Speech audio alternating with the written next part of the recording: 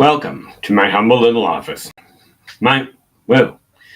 Welcome to my humble little office. My name is R. Keith Andrews. I'm a spiritual guide and paranormal adept. The journey continues today on November 11th, 2022 at approximately 1 p.m. PST. Well, that came out clumsy. I sort of have to apologize in a way. Okay, I haven't been online for the last couple of days. There's been a pretty serious reason for that. I've been fighting double pneumonia. As far as I can tell, I'm pretty much on the upswing now. Okay. But the last 3 days, I basically spent sleeping for 2 of them. Okay. Now, it did have a beneficial side effect. You know, the one side effect to it that was rather convenient.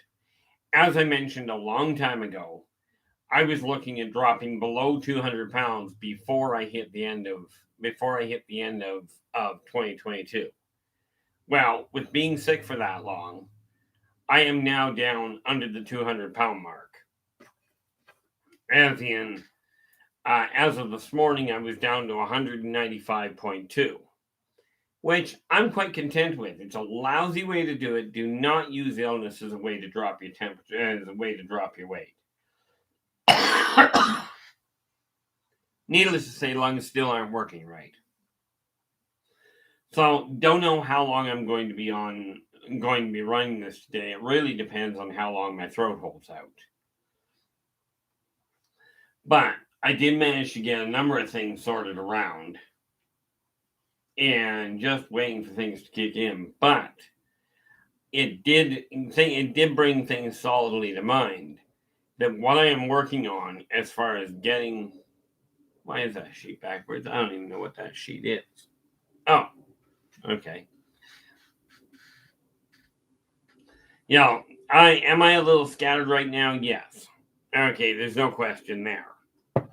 So at this point, I have been doing my best to keep on top of things. Good afternoon, Chad. Glad you can make it.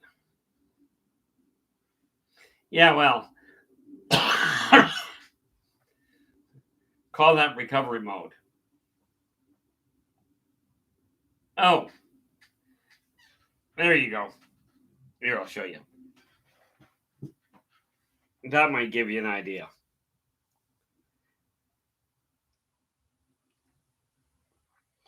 You know, ultimately it says, my people skills are fine. It's my tolerance for idiots that needs work.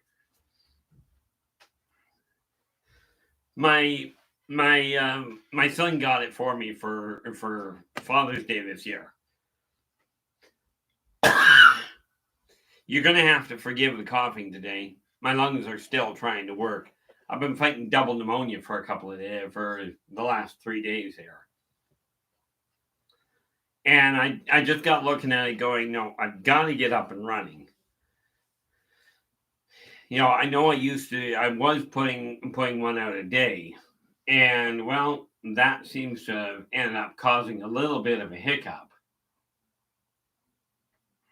You know, but now that it's up and running, I get a kick out of this. It's probably, my notification says it starts at 1, and it's still got it listed as upcoming, which is really neat.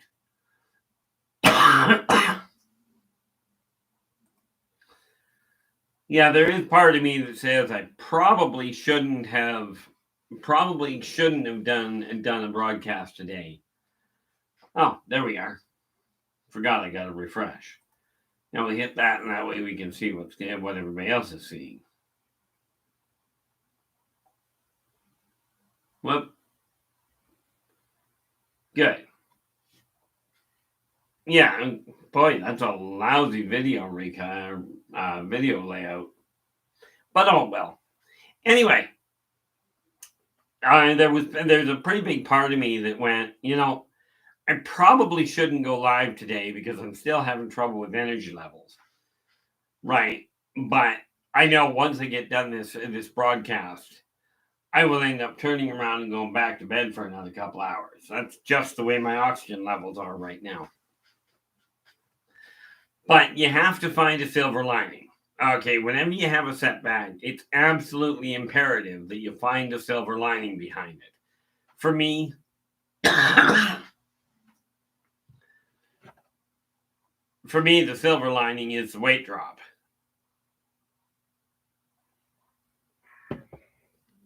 Because the way I figure it, that was a primary goal that I've been working on since I hit 246. I've still got more that I intend to drop. Right. So I will keep working at that. But from this point forward, and this is where, okay, that's got to get out of the way. If I seem a little scattered, it's only because I am. Yeah. But the other side of this is the company that's building my Amazon store for me is just about set to go to put to get it up and running. Ow. Yeah, we're just going to have to deal with that. Because if I try and, if I wait until everything is running, it'll be another week, and I'm just not willing to wait that long. The real catch to reclaiming power over your own life is to decide whether or not you're going to let a minor setback cause a problem, or are you going to push through it? Now, I know people run into all sorts of interesting problems, and the neat thing about it is not just the human race. Okay, humans from every walk of life, from every nationality, every race of humans, all do the exact same thing.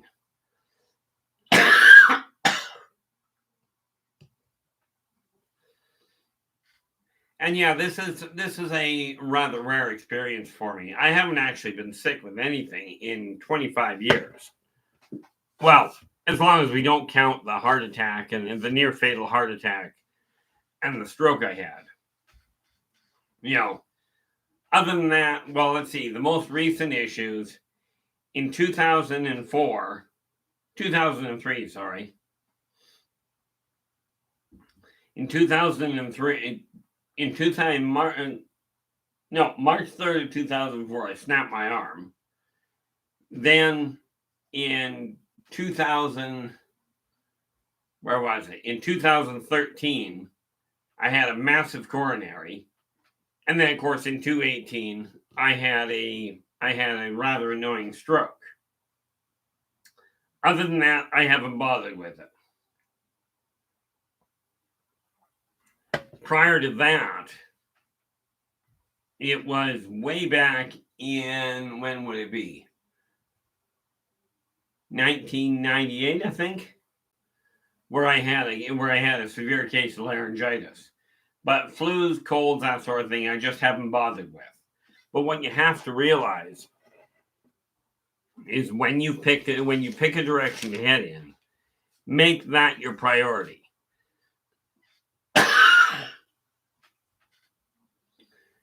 I could continue apologizing for my lung is not working, but where's the point? You have to take a look at where you're standing and decide, is this the path that you personally desire to be on? If it is, then you move everything, you redirect the energy in everything you're working with in order to make absolutely certain that you can attain the goals you set out. Now, seriously speaking, it's only done one step at a time. Everything you aim for is only done one step at a time. What is in the way? Oh, my other glasses. So basically what I'm looking at is this. I made a commitment to myself to carry on with the broadcast. And much as I am very definitely a little under the weather, these broadcasts, hopefully they inspire other people.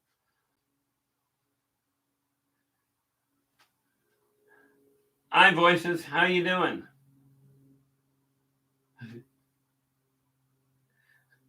Now that's funny. The reality is, I cannot tell you for certain. I do know that Martokians like Dairy Queen. But bearing in mind that I don't go into McDonald's myself, I haven't been in there in years at this point. Thanks, Chad. I'm hoping to too. Hopefully, I'll be better within the next day or two. I actually took this week off work because I had to.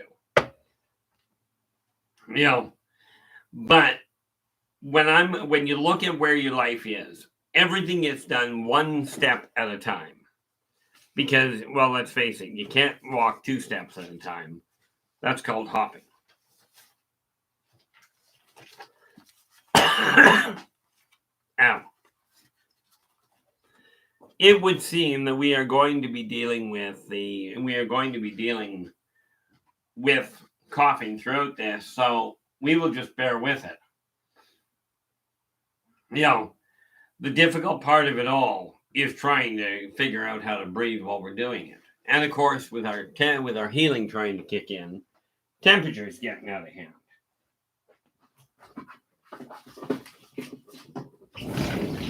Here's a brilliant idea. It's winter here, right? So we got snow on the ground, and I'm overheating with pneumonia. So what do? Open the window.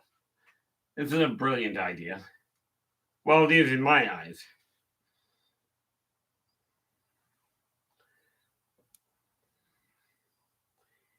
Just have to let one individual know.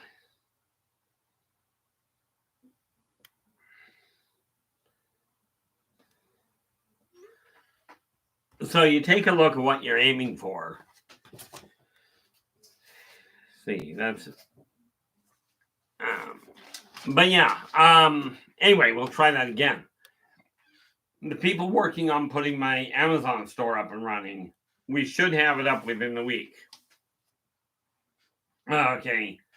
At which point we can start moving down that road. But when you're aiming at modifying your life, the first thing you have to do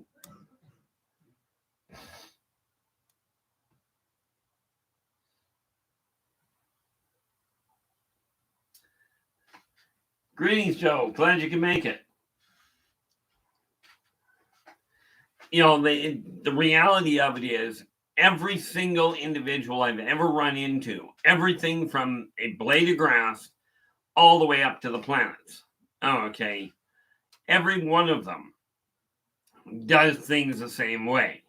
You still have to do it one step at a time. How you doing, Philip?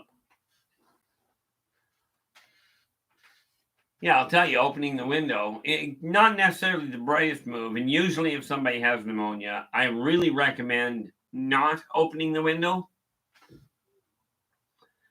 One thing I do want to get straight here, being as today is November 11th, is, people call this Remembrance Day. Now, the only problem I have with it is I don't look at just the one day. Okay, I mean, hats off to all the people in the military in every nation, because all of you are the same in that respect.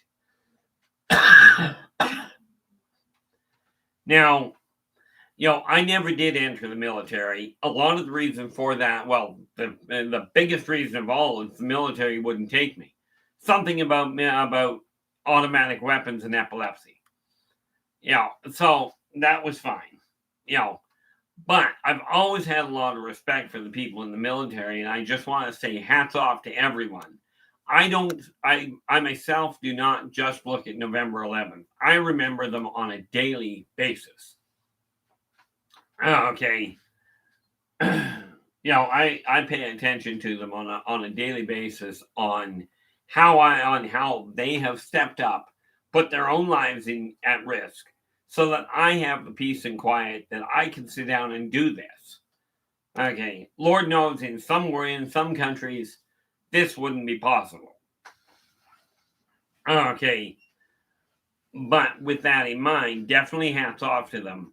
And the one thing I will say, because I don't know if it does happen in Canada, I hope not. Right, I've never heard of it happening in Canada, but there's something I've heard about a lot in the States, called stolen valor, where people pretend to be part of the military, pretend to have gone to war, and demand, thereby try and get respect and try and get benefits and what have you by making false claims. These people I have no functional use for. Well, I do, but it's not very polite.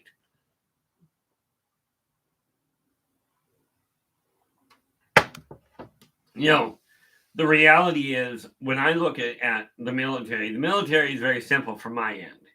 Okay, the original military, the original militia, were the few people that knew how to fight. They would band together and step forth to defend their own communities. And this is what the military was designed for to start with.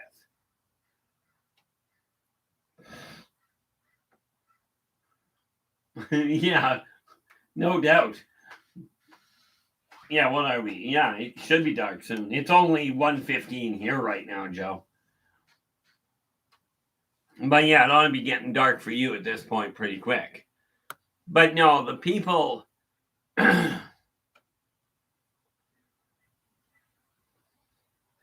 the reality of it from my standpoint is people that are utilizing what the people in the States call stolen valor.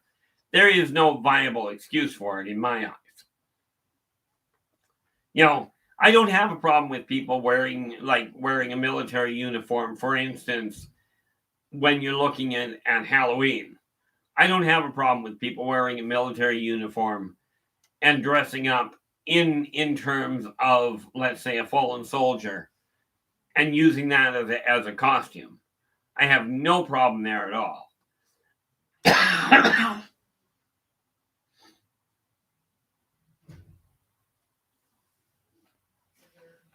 I do not like these stupid things.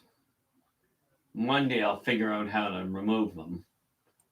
These bots that advertise this side of stuff.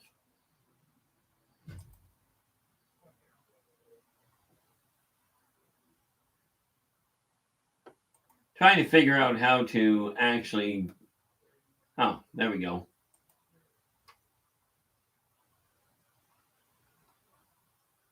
There we go.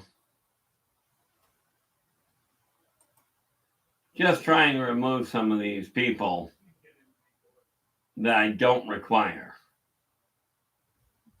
The fact of the matter is, there is a place for everything. My channel is not the one to talk about different porn sites. I'm just not interested in broadcasting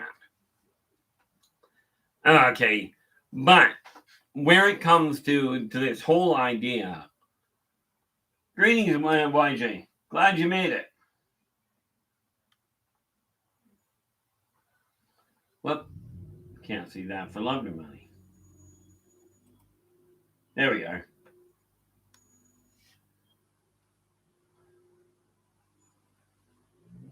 Trying to figure out what's going on here, which is just not a whole lot of fun.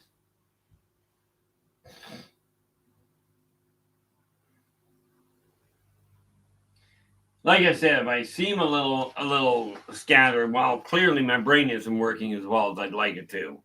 But what I have come to understand is that in spite of the illness, in spite of the pneumonia, I still have a pretty clear idea of where I'm heading with things. At least I like to think so. It's just a little bit of a pain in the neck is all. But, when we take a look at the overall picture, I use lists in order to stay on top of things. Okay. For me, it works like an absolute charm.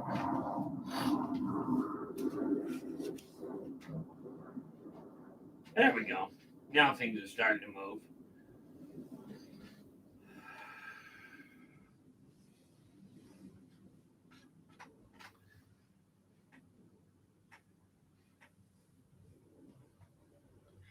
No, I appreciate that there, YJ. I know when I get done this, I'm going to go back to bed for another hour or two. That's just the way my life has been going this week. But while I was turning around and working with guys building my Amazon store, we managed to get a fair chunk of things sorted around. So the books will eventually be available on Amazon, on my Amazon store. Now the neat part there is that the books that are already available on Amazon, quite frankly, have an interesting glitch in them. But the ones coming off my store are coming right out of my own house. Okay. And any that come right out of my own house are going to be signed. Okay. I mean, this is just the beginning of it. I'm looking at a couple of other options as well that I'm working on. But let's try and get back to the normal track here. When you pick a goal that you've got in life, okay, take a look at what is working for you. Okay.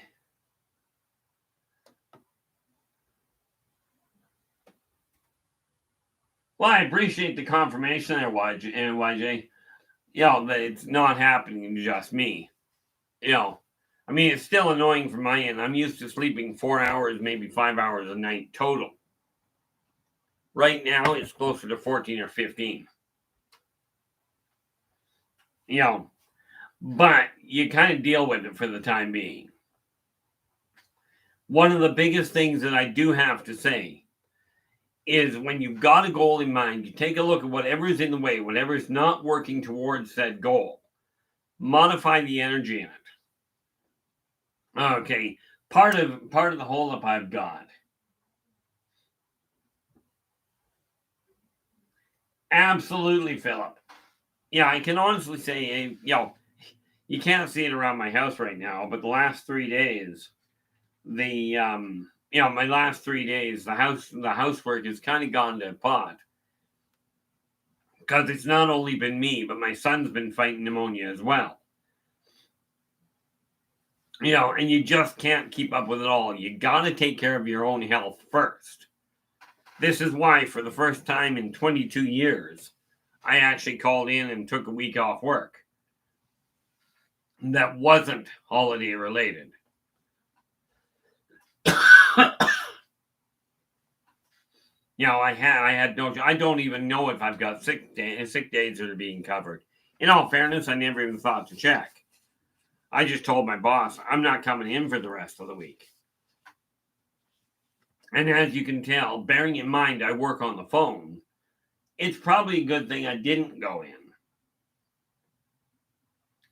But that said, when you get an idea in your head of what you're looking for, right, put it on paper in point form. Break your task down into 15-minute to half-hour tasks. This will save you a whole lot of hassles.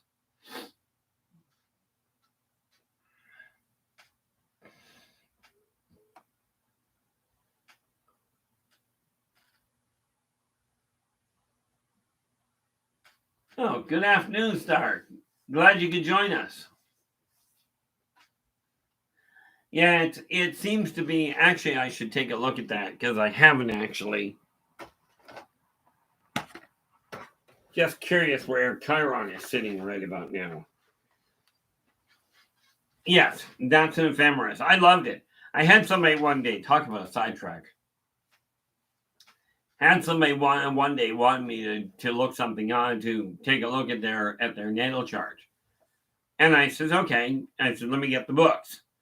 And she looks at me and she goes, well, if you can't do it by memory, you're not a professional astrologer.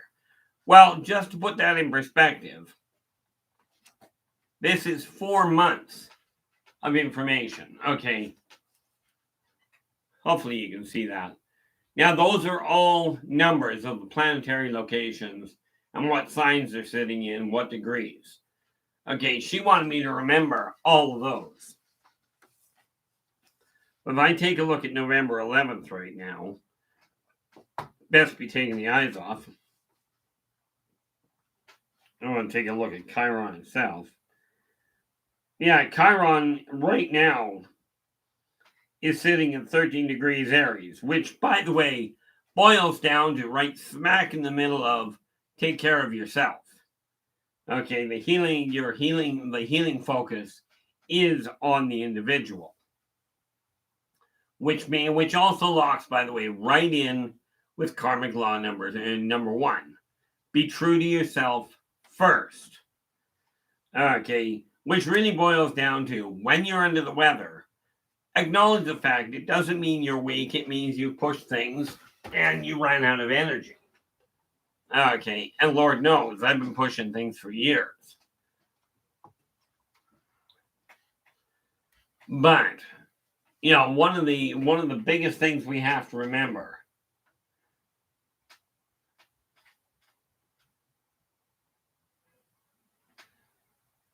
laughter. Yeah, I do agree with you there, Philip, that laughter is one of the best medicines. Only problem with that philosophy is when you're fighting pneumonia, laughing hurts. And not in a funny way.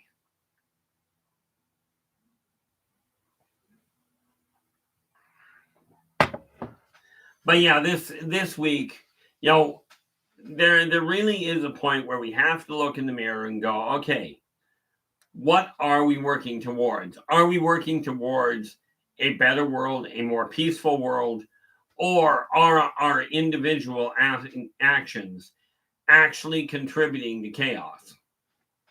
Now that's up to you to decide on an individual basis. Okay, from my standpoint, I'm looking at this, especially with today being Remembrance Day, is I look at the people that have sacrificed things before me. Okay, that put this world, put the world I live in the state that it is, where I can sit here comfortably, and I can leave my window open, so if people walk by the window, if they hear me talking about something, I don't get drug out in the street and shot. Okay, and there are communities where that does happen. In all fairness there, Joe, I really don't. Okay, I don't actually have a telescope at all. But that particular book, the people that put it together are the ones that had the telescopes. I actually don't know much in the way of astronomy, which is what you really use the telescopes for. And besides that, I don't get much in the way of a look at the night sky because I don't leave the house much.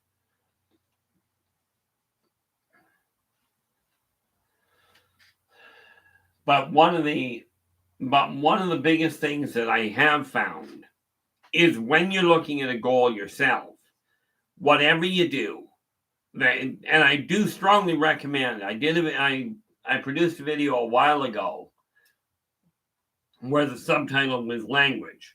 Can't. I strongly recommend you look it up. Okay, because I go into a lot of detail as to why can't is a great excuse for not getting things done, but it's not very productive. Okay.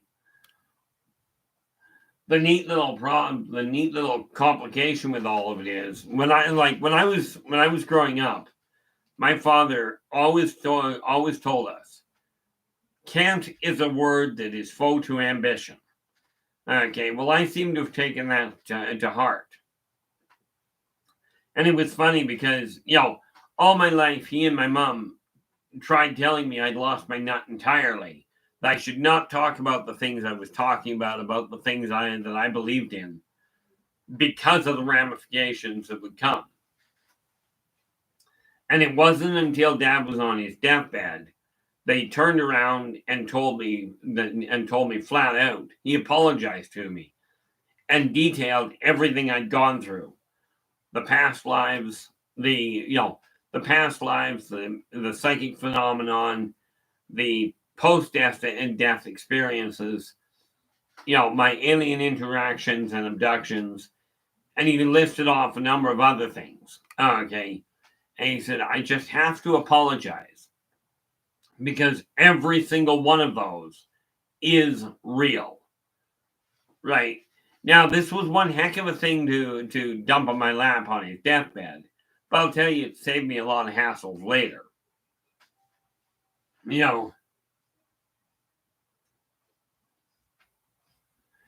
yeah, the unfortunate part there, Philip, is I find, and this is one of the reasons why I have such graphic descriptions in here, in these books. Okay, they're written, and they are, this particular trilogy is post-apocalyptic.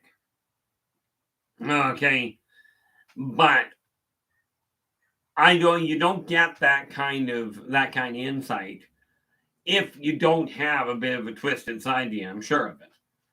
At least I hope not. But this is post-apocalyptic, and this gentleman here, that is Jeremiah Wollstrom. He is the primary protagonist. Okay, but the fights that get in detail, I actually have to choreograph them using the little figures I've got around, and that's up there. So there's a lot of interlocking interaction. Hey, world, glad you can make it. I don't really know how long I'm going to manage to stay on today. It depends on how long my throat holds out, and or my energy.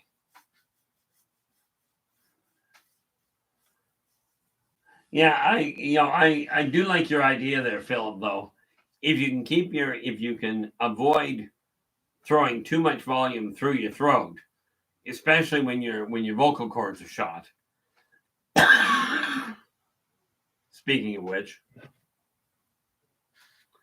it makes it a little easier on occasion.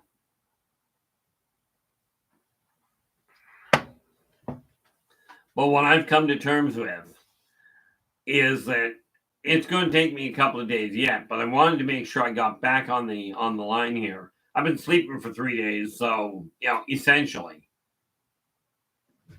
So I figured I'd better do something about it. Because like I said, this does help me as well. I'm just hoping some of what I talk about that I'm going through helps people help some of you get an idea on how to move forward with your own life. Okay, because we all run into obstacles. And the thing I do have to point out is that when a 6-year-old comes to you with a problem that they lost their special teddy bear, to them that is as devastating as an adult's bank account dropping below a safe threshold. And this is what we have to realize, that the stress point is literally in the eye of the beholder. Okay, no problem for any individual is actually less important than a problem for another person. It may seem so because adults face some pretty horrendous complications.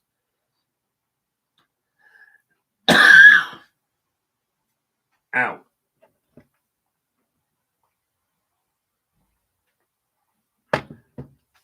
But I return to this world and this lifetime at this time for one primary purpose, and that is to remind virtually everybody, that working together, we can make this a better world for virtually everybody. Now, there will be some people unhappy about it, because the moment you reclaim power over your own life, which is what this is really all about, once you realize that you personally are actually of value, like that little sign up here, where is it? That little sign, I don't know where it is. Way over there. Right up there. Okay. That one says, I am worth it. Now, I have that sign there on the wood panel that is also sitting up there. I've shown that to you before. Plus, I've got one on my fridge and one on the front door. Okay, and the reason for that is to remind myself, remind myself that I actually do have more value. When I was a child, I really did not see myself as being worth listening to at all. Okay. I had disconnected. I'd shoved people so far out of the way. Right. And it was really neat. When we talk about journals, and yeah, I know this is like all over the place here. And I apologize for that. When people talk about writing journals, okay, I wrote one book. Where is it here? This one. I have not got this one in print yet. At least, not exactly. But this particular one is a channeled autobiography. One day I'll put it in print. But what I found out when I wrote this one, up until I read this, I always thought that people had shunned me and pushed me away. When I ended up channeling this, because it's a long story as to how that went about. But this showed me beyond a shadow of a doubt that I had actually disconnected from everybody else. I had pushed everybody away from me so I didn't have to deal with them.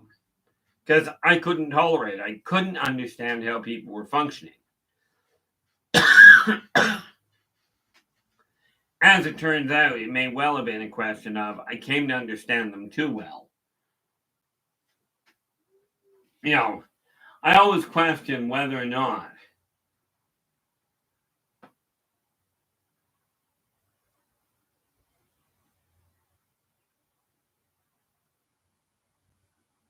I got to ask Philip because I haven't run into that. That I'm presuming we're referring to a book that's a 4-season sci-fi show. Just out of curiosity, with Lex, what station is that thing actually put on?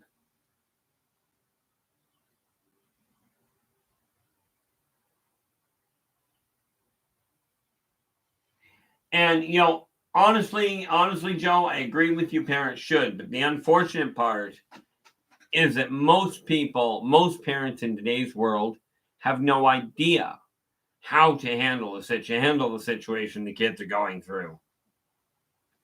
My father, I could go to with anything, right? I didn't, but it was an open door, right?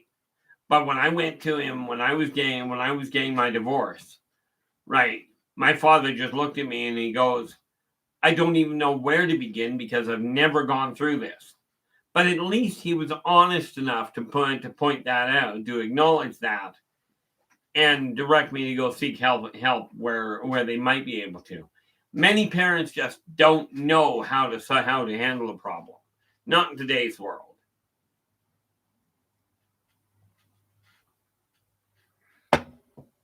It's funny. Every kid on every planet, in all honesty, is born empathic. It's a natural.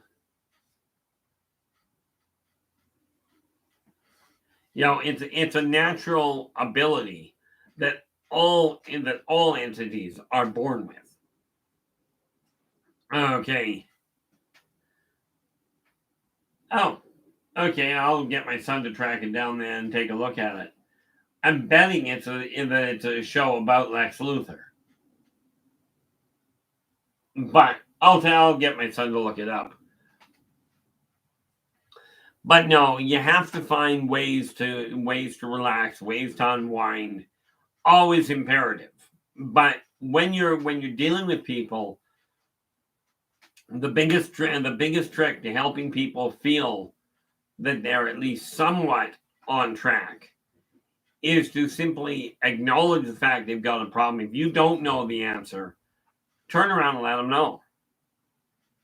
There's nothing wrong with not having all the answers. This is why when people ask me a question and they'll go, what can you tell us about this? If I know an answer, then I'll give you an answer. Okay. If I don't, I'll just go, sorry, that's outside of my knowledge. And, we're going to have to look into it later. It was neat. It took a little bit of poking around, because I've been asked on Spaced Out Radio, I've been asked by one individual a number of times about a group of aliens called the Hathor, right? And after a few conversations, it turned out that they were the Ennead. Now the Ennead are the Egyptian and the race that came in to step in where the Egyptians were looking for higher answers. They came in, and much like the Norse did, like the Nords did with the Nordic peoples. Okay, they came in and people said, "Oh, you're gods," and they went, "Okay." Well, the Ennead did exactly the same thing. The Hathors were just an offshoot of them. Yeah.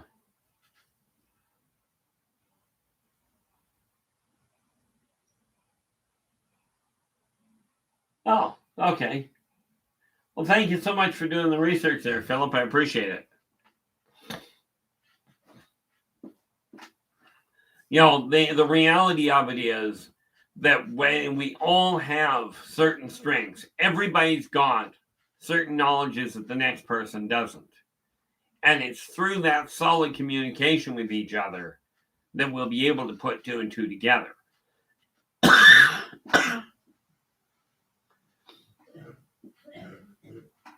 And one of these days, I'll get rid of the cough. Hopefully, in the next couple of days here, because, well, frankly, I got to work on Monday. Much like you, I can't afford not to just yet.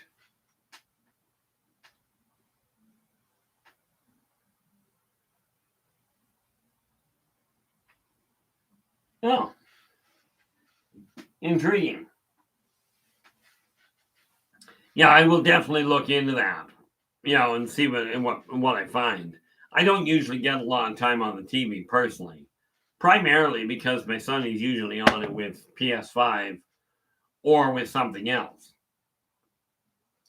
And of course, due to the fact that I'm writing, I think 20 books simultaneously right now, it becomes interesting.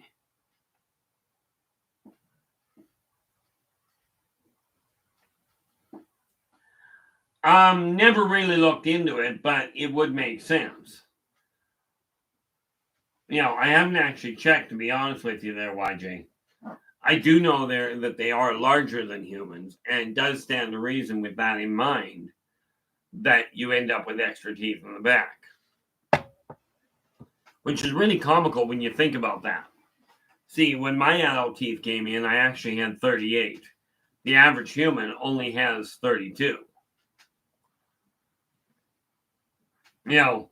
But I don't honestly know if they do. I've never gone into a discussion with them regarding the number of teeth they've got.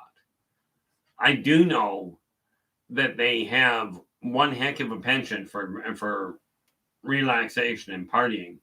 Mind you, partying, fighting, it goes hand in hand, I'm sure of it.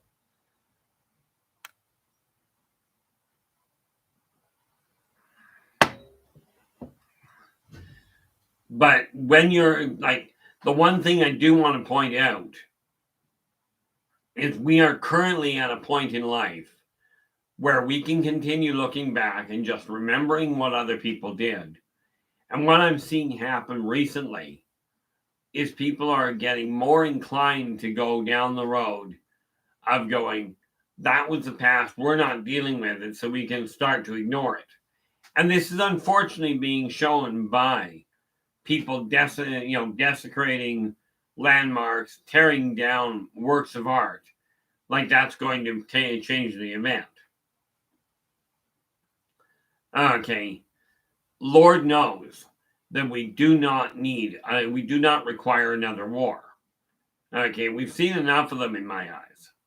And in all fairness, they haven't gotten any better.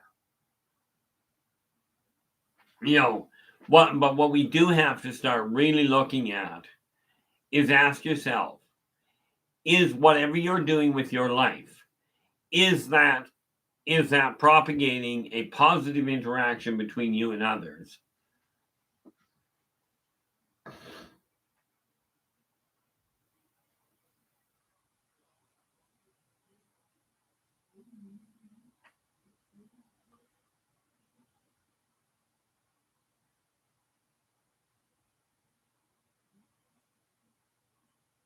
Well, and I've never read that personally, YJ, but it does make sense. If you take a look at it, the only way a jaw can grow that far and still have the teeth stable is to put extra teeth in behind to work as a brace. Now, when I was born and when my adult teeth came in, I had 8 incisors on the top and 4 on the bottom, set up behind each other. Okay.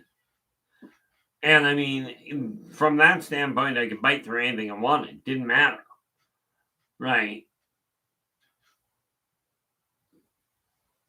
But, we ended up having to have a lot of them removed in order to accommodate other problems. But it's sort of one of those things. Every race, every species has their strengths. Humans have the capacity to deliberately and consciously manipulate what humans call 0-point energy. Okay, we have the power to create a staggering amount, but we have to really take a look at it. Okay, when you really look at it, you have to realize that if you're going to make your life better, you're going to have to be the one to do it. Okay, all the guidelines from all the guidance from other people, all the reference materials in the world won't matter. A good friend of mine, okay, a neighbor of mine, I talked to him at great length regarding D-Day. Because the stories, the war stories, whenever they show D-Day, right, they show people getting shot at. Certainly, they show the landing, but they kept showing people running back, and I'm going like, that doesn't add up. And this guy, rest his soul, he passed away a few years ago. I mean, let's face it, he was 92. He was on the beach on D-Day, and as he put it, it was sad the number of people your closest friends, you were running for the hills, trying to get to cover, and get there yourself in one piece. This idea of people running back to drag their friends with them, it's a great thought. And like he said, it made for a really nice movie, but it had nothing to do with the reality of the horror. Okay, we have to start looking not just as politicians, but as people. We have to look at our responsibility to the rest of the species on this planet. And it's absolutely imperative that you take a look at where your life is right now. Are you content with the way it's running?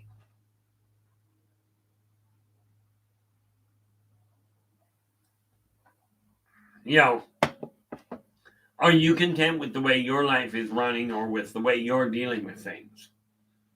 Okay, if the answer is yes, well, if you're content with it, nobody's going to tell you otherwise, or at least not likely. But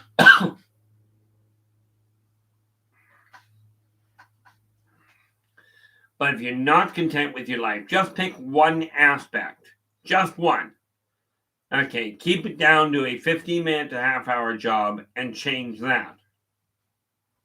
Like, I've pretty much left my house go to pot for the last week. Of course, something to do with both of us being sicker than dogs and sleeping for the majority of the time kind of added to that. So you pick one thing that you're not content with. For me, it really boils down to taking a look at my office desk right here. Like this whole setup here. Okay, and my desk and what have you. and getting it sorted out. Now this is a neat little critter that I've got. Found this one. Like I said, I work with figures to try and choreograph things. And this is one of the new ones I'm working on. And as you can see, looks kind of like a worm, okay, with the spreading tentacles outside of its mouth. So I've written this thing into the stories. This is something that they are dealing with in the Yldrbac Chronicles. This is a critter that the primary antagonist, also known as Yldrbac, has created, okay, and has put these to use. And this is something they're having to deal with. Okay, it doesn't come up until book 12, which, by the way, I'm still hoping I'll manage to get it done by the end of the year. But I keep losing time on marketing, and of course, staying ill did not help. But I've always said I was aiming for the end of the year. It might end up being the beginning of 23. Simply because I won't put it out if I'm not happy with it. So now it's a question, once I get past this pneumonia, I'll be turning around and focusing on really getting the backbone written in. And then carry on. Hopefully I haven't screwed something up by then. So, of course, I've got all these neat little figures that are in the way, that are, well, in the way, yes. But they're all things I'm working on in order to get things moving.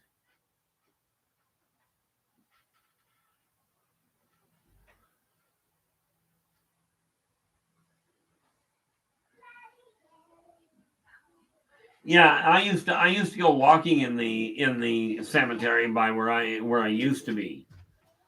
Matter of fact, I used to drive out there to go walking in it. You know, when people tell you cemeteries are terrible places, you still have to work with them with respect. Because bear in mind, when you go into a cemetery, don't walk on the graves. Okay, it's not like it's hard to avoid it.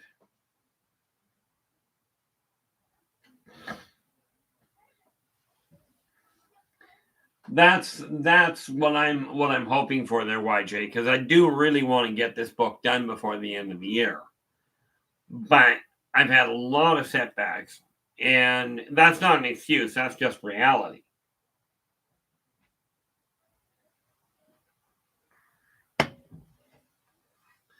But the funny part about it is I'm doubling it back. The way I've got that the story has come about, I've got, he's saying, because it's 12 books all in all, 10 and 11 are already out. 12 is coming out at the end of the year.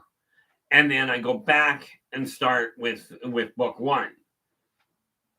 Now, the funny part, the intriguing part about it is these are all interlocked with flashbacks, with foretellings, but I've also set the thing up so at the end of book 12, there is room. Bear in mind, I'm getting the first 12 written, but way down the road, we're probably looking at 6-7 years down the road by the time I get to it. I've got a secondary series already laid out. I've got enough books listed that I'm in the middle of writing. I could be writing until I'm 90 and not be done. You know, so I mean, for me, that really works. It works well. And what I'm really focusing on at this point is striving to make certain that I get everything running in the right direction. Okay, I'm quite happy with the fact that we're having a relatively mild winter. At least I think. I figure I don't have ice on the ground. I'm happy.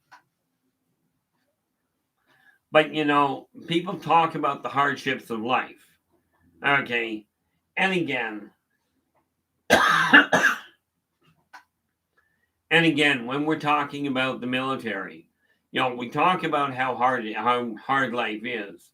People look at the people on the street going, they choose to live on the street. Some of them do, absolutely. I met one gentleman that literally chose to live on the street. Right. And because I used to have coffee with him before I went into work. And we're sitting outside my office, waiting for the office to open. And this guy who I only knew as Paul, right? He sits down and he's sitting there having coffee with me. And somebody come along and dropped an empty pop can in his bike basket. So of course he goes, "Thank you very much." And the guy carries on. And then for whatever reason, Paul turned around and looks at me and he goes, "I really don't need this." Right? He says, "It's a pop can." He says, "I really don't require it, but I got to go to the grocery store anyway to buy my cigarettes. So where's the harm in taking that in and getting 5 cents off? No matter how much money you've got, 5 cents is 5 cents." Right? So then he turns around and he says, "I want to show you something." And he opens up his bank book, pulled his bank book out, and he showed me an actual bank book.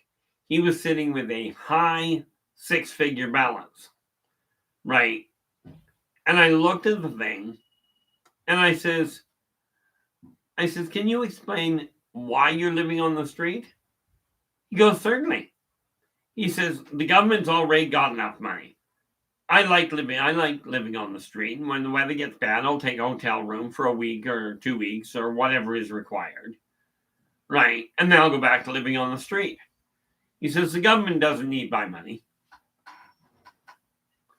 I'm sort of looking at this going, well, I can't argue with the logic.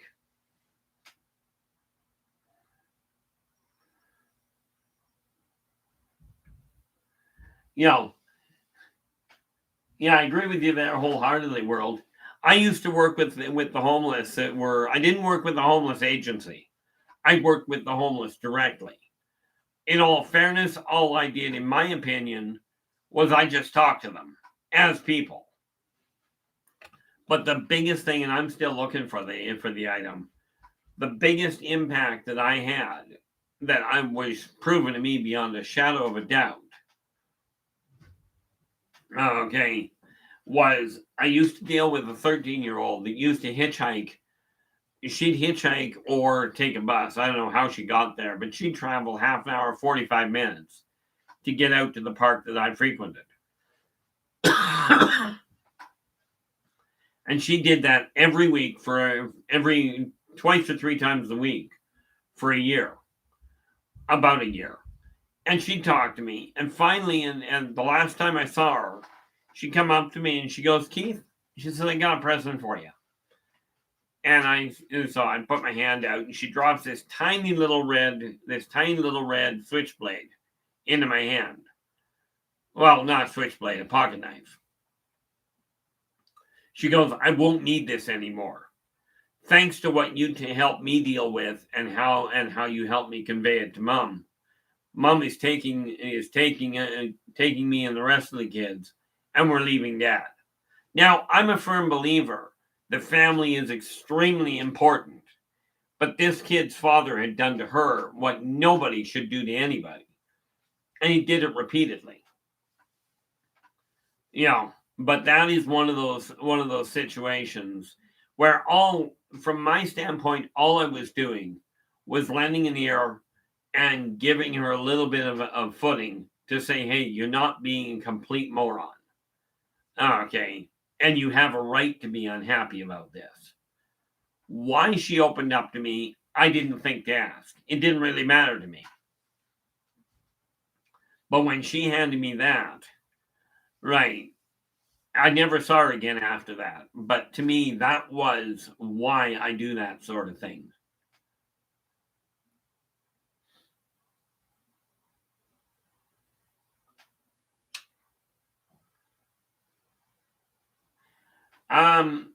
Yeah, so, and there are a lot of homeless people that don't want to be tied down. Right, there really are. But what I found, at least with the ones at this end, the majority of the ones that are homeless aren't there because they don't want to be tied down. They're there because they don't find their home safe.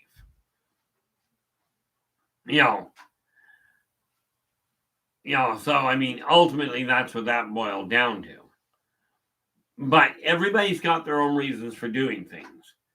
You know, I looked at it like years ago. I would have never considered myself set to actually be looking in the mirror, be looking in the video here, and talking to people.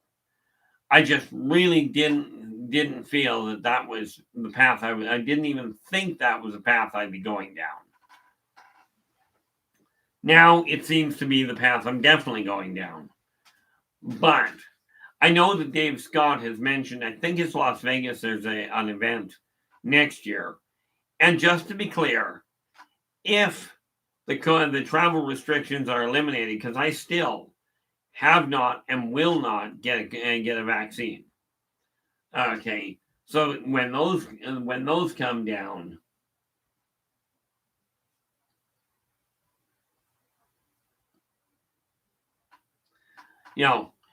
if those come down and I get an invite, then I will do my best to be there. Okay. Now I may come down anyway if the travel restrictions are removed. But I'll have to play that one by ear. For those of you that are in my area, which happens to be Kelowna, BC, I have no problem sitting down for coffee with you. Okay. I meet people, I meet strangers all the time. I've got one restaurant in the city that I go to because I'm comfortable there. And for me, that's the real critical factor.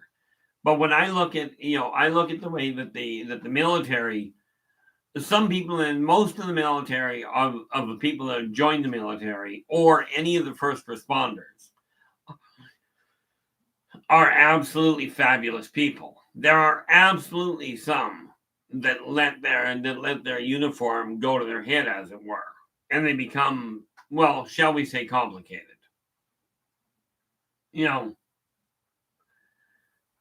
See, unfortunately, in this city, and I'm hoping it gets readdressed. In Kelowna here, somebody showed up a while ago, sometime in the summer, showed up with a plan to house the homeless in makeshift living arrangements. Absolutely. But they had arranged for doctors that were voluntarily going to come in, talk to the people, give them the training they needed, give them the counseling they required. There were volunteer policemen that had already agreed to police the place to make sure the drugs were not on site. Right. This was all laid out. The electricians were already set, and the construction workers were already set to come in and make decent living arrangements. And our city council, which by the way has been largely replaced, was illustrious enough to say, no, that's not humane to put them in those situations. So let's leave them on the street. Just absolutely destroyed it.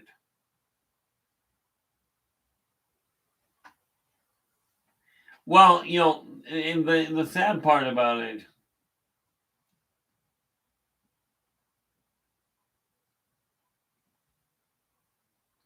I never, in all fairness there, YJ, both my kids and my ex-wife, both all of them ended up getting vaccinated. None of them gave me any pressure to say, hey, you've got to get vaccinated. It's like, no, I don't. For me, it was just, you want to do that. It was just like getting the flu shot. If you want the flu shot, knock yourself out. Now, the fact that I'm fighting pneumonia right now, that's not bad for once in 25 years. So I look at it going, personal choice, do what you will. I am very much a freedom of choice issue. Okay. But especially, I had a client there go the other, I had a client, we'll try English, had a client that went back to the East Coast. And while she was there, her father ended up ill with just normal age-related complications. goes down and waits in the emergency room for 6 hours. And then all of a sudden, the nurses come out and said, okay, everybody go home. Everybody that's still in the emergency room, go home. Our beds are all completely full of people that have been vaccinated or been with or without a booster, and they're all down with COVID. Now, they sent, and this is what I'm looking at. It's like, okay, there's a problem. My immediate comment was, well, apparently the vaccine worked. They all got it. Do I have anything against people that get a vaccine? Not at all. Personal choice. Do I have anything against people that eat ice cream and ketchup? No, I've tried it. I'll never do it again. Okay, I made that mistake once. I was led to believe that it was really, really tasty, and my cousin used to swear by it. So being taught that you don't judge anything until you've tried it, within reason, I figured, what the heck, I'll give it a shot. Worst thing I ever could have done at that point.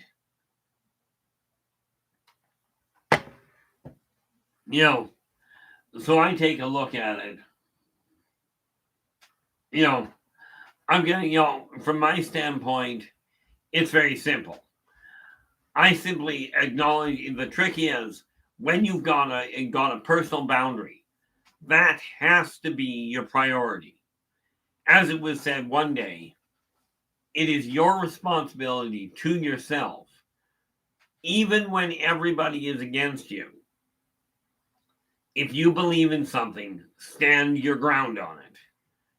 Okay, providing it is not intentionally, it is not deliberately hurting somebody else.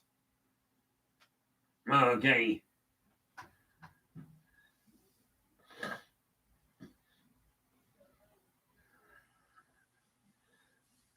See, I was really happy when I worked it out this morning. I got up this morning for the first time, and I'm like, okay, I'm feeling a little better, so let's get up. And I checked my weight, and I just about had a coronary. I'd lost almost 10 pounds in 3 days, which was great. It dropped me below the 200 mark. But you have to have boundaries. You've got to know what is true to you. Okay. And whenever you're aiming at altering the energy in your life, it boils down to figuring out what you're not content with and modifying that.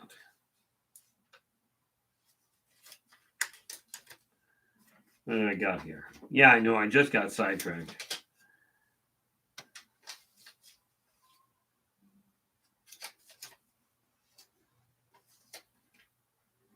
Okay, don't need those. Well, that worked well. Like I said, I'm a little scattered. I know that today. And there ain't much I can do about it. But when you take, I got a kick out of it because they talk about this vaccine, but what you got to realize with vaccines, as far as I understand it, and rest assured, I am not a medical practitioner, but my understanding is that they take a little bit of whatever the virus is, they take that virus, do a little bit of modification to it, and inject it into your system to help your body develop antibodies. Now, of course, in my case, part of the issue is I'm immune to just about everything. It took my son being home for 5 days in close proximity with pneumonia for it to get a hold of me at all. And now I'm just annoyed with it.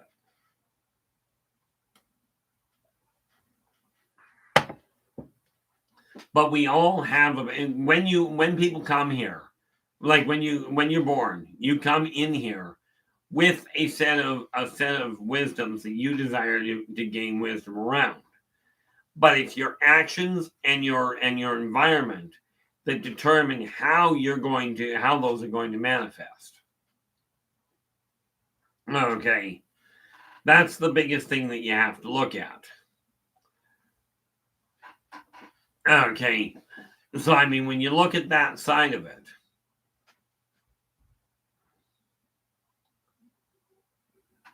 when you take a look at that side of it, the easiest one to explain is this.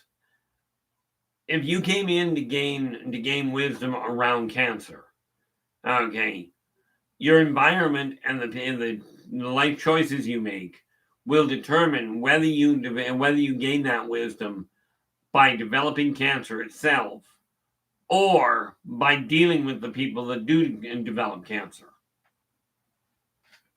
In my case, I've got no use for cancer. Okay, well, I do. But it's my belief that all organisms have cancer in them right from the get-go.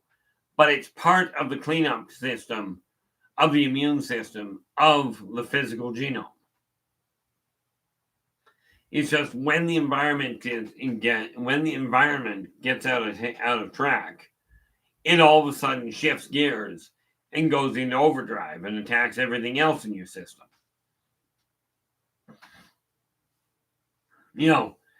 But when I look at it, you take everything one step at a time. It's just that simple.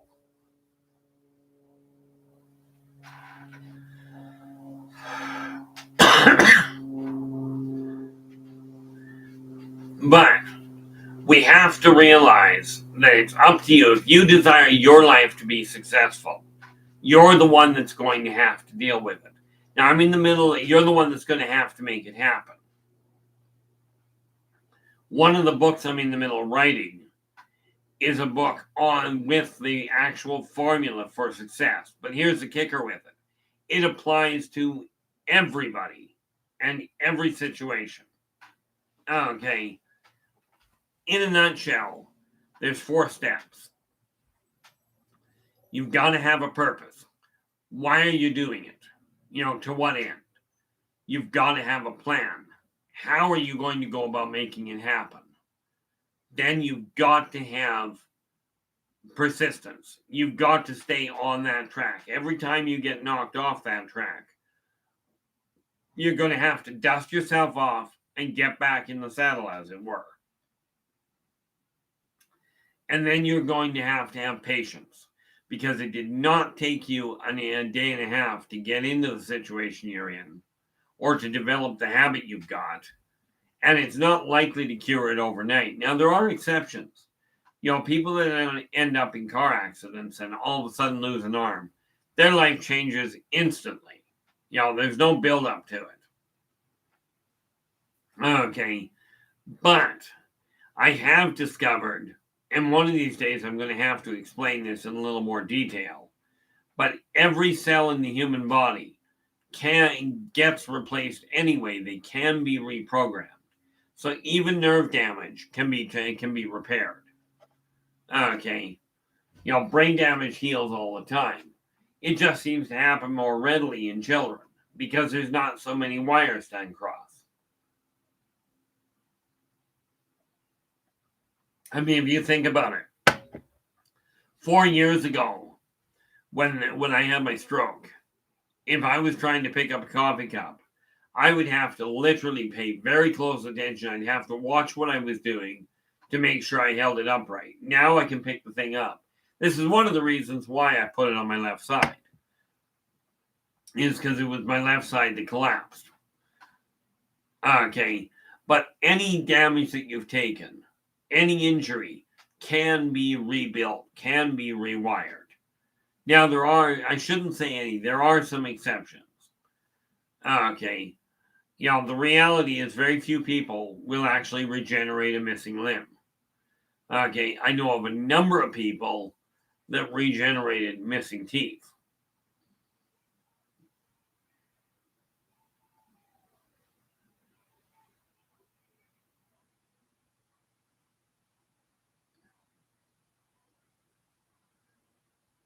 Well, I appreciate that little piece of insight there, YJ. My dad used to work in pest control. right? And he used to work with all kinds of toxins. But yeah, there's no doubt the toxins that we end up dealing with. Okay, I loved it about 20 years ago. The Canadian government came up with a brilliant comment. The number one cause of lung cancer, they stated at that point, was breathing. Okay. And I'm like, once I read that, I'm like, okay, so who cares about the cigarettes thing? Right. But we have to realize that toxins, poisons are going to cause a problem for anybody's body.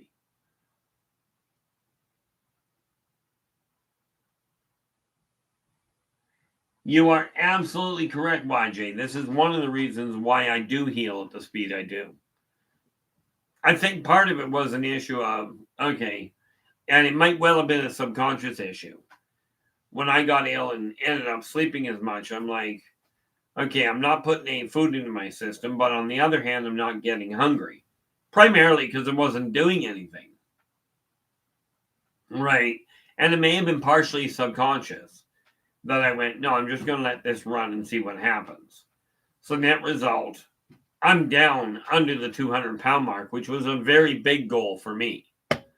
You know, I hit about a year and a half ago, I hit 246 pounds and I went, there is no way I'm breaking 250. Okay. And I swore that I would get under 200. My bottom end, I'm still aiming to go to 180, but now I've broken that first thing and I will continue to push for it. But now I've broken that barrier that I was aiming for to start with, and I'm a month ahead of schedule. Not complaining.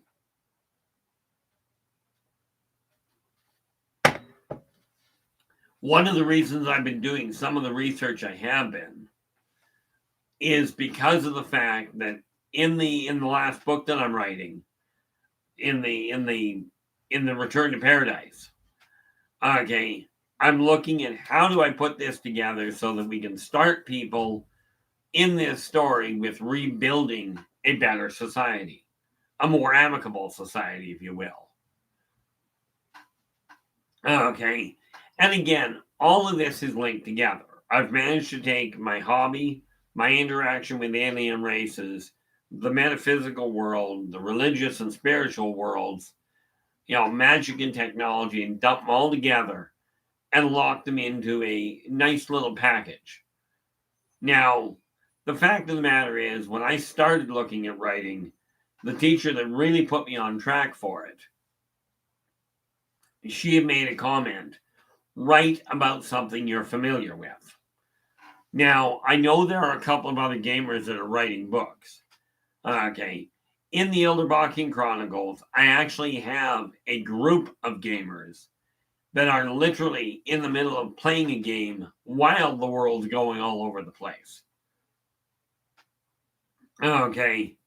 Because from my standpoint, the fact that the war is going on and the world's collapsing doesn't mean standard people have anything, don't have any other issues or don't have other things they're trying to work with. Even in wartime, people still try and do their laundry. They still try and interact with people. Granted, it's done a lot more subversively. But you can actually, and it's been proven.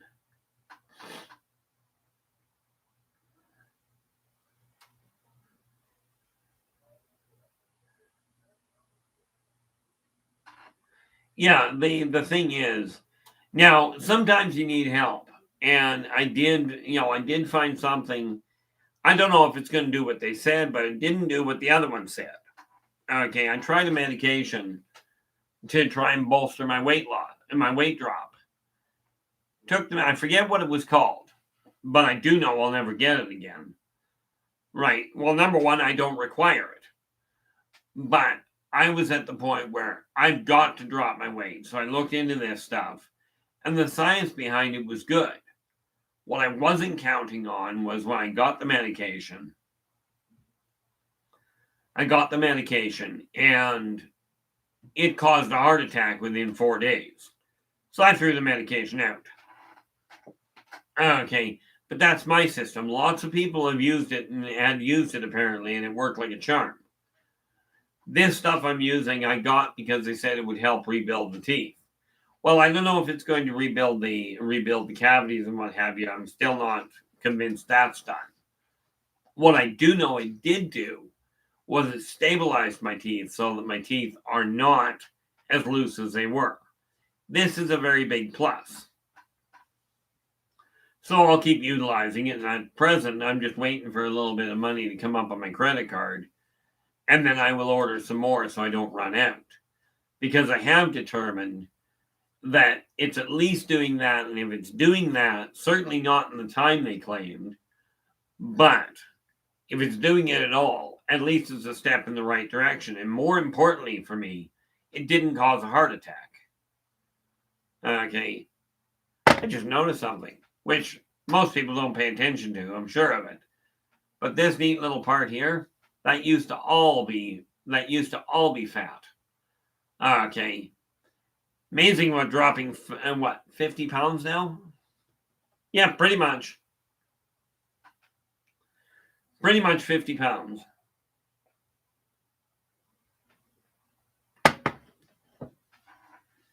But it really boils down to if you desire your body to do something. Like my eyesight. I mentioned this before. Okay. It used to be 10, 15 years ago. If I held my glasses right there, I could not physically see them. Okay. Now I can see them across the room. And I've got 20/20 eyesight reading. Okay. But that's because I decided, well, as I told the doctor, I'm tired of being blind. All in all, it boils down to a philosophy I've lived by my entire life. When your mind can conceive it and your heart can believe it, then you can achieve it. And I've run that through my head time and again for my entire life, ever since I could think. I don't know where I came up with the idea, in all fairness. I may have heard it from somebody. I don't know. Don't really care. Okay. But I ended up with that kind of concept. And thereby, doctors told me I'd never walk again, without crutches. I looked at him and I went, yeah, not going to happen. I will give him this. When I tore my leg apart, I didn't move for 3 weeks. I ate and slept on the couch. Right, I only got up to hobble my way to the bathroom and then hobble my way back. Right, and granted, I'm on a cane now, but thankfully I never developed arthritis. But it boiled down to, I'm not buying into that. It's the same as I'm not buying into the idea that, that I've got complications and therefore I'm going to end up dying. Well, I will. I've done it before.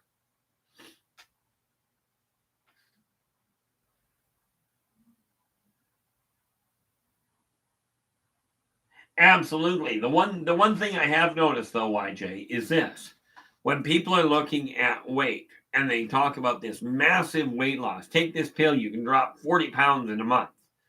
You can, I don't doubt it. But you got to realize all of that toxin has to go through your kidneys and your liver, your liver, and your bowel to get out. Now, this is going to put a staggering amount of strain on those organs. Okay, so I just took things one step at a time and went, I'm just doing it my way. I'll do it. I'll take the time. I figured it out from my perspective. If you're aiming at dropping weight, okay, if you're aiming at dropping weight, you drop a pound to a pound and a half a week. Okay. And yes, it will take you some time to drop an enormous amount of weight. Okay. And it does take patience. It does take persistence. Absolutely. But you got to remember, it didn't take overnight to get to that excess weight. Okay. It's the same as muscle. Because I swore I would start working on my physical muscle after I broke 200 pounds. So now I just have to develop a training routine for myself that'll work. But in my efforts of looking into the weight training, I did find out something.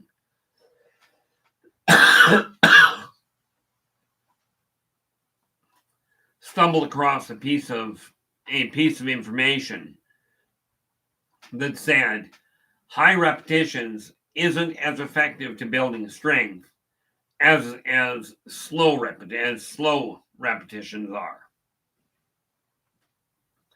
And what they recommended was when you're doing a curl, okay, you should take half a minute to a minute to do the complete curl. Now, I don't, that takes a little long from my standpoint. I don't tend to take that little, but where is my thing?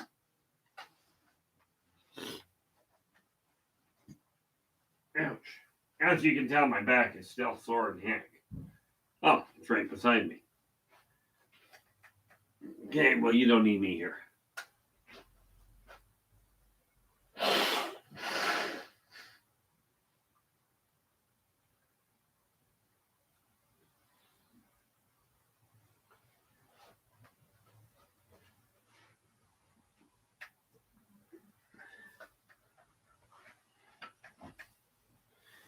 I swore I was going to turn around.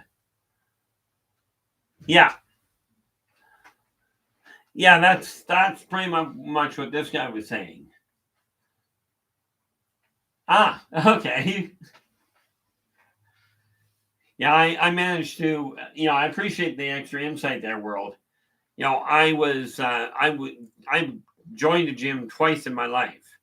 Both times it lasted me about 3 weeks. And I'm pretty certain the reason I had a problem with it was because of the fact I don't like leaving my house. So all I'm working with right now is a weight that size. But that will start today simply because, well, that's the smallest, well, not the smallest I've got. But I figure I'll work with those to start with. I don't actually have a full dumbbell. Not anymore. I used to. But I'll be starting with that and just doing, slow reps and work up.